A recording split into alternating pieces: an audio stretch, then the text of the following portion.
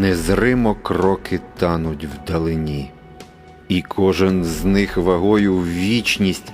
Іти, дійти, не впасти дай мені, і м'якість оберни на міцність.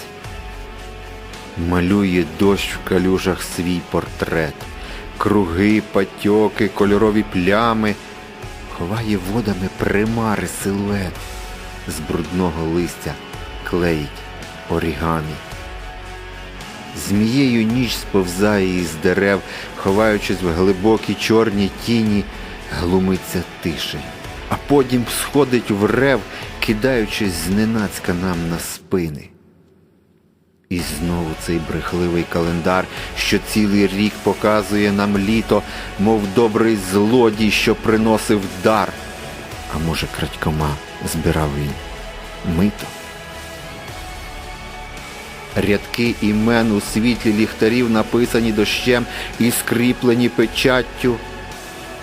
Листок зірвав. Ось він полетів.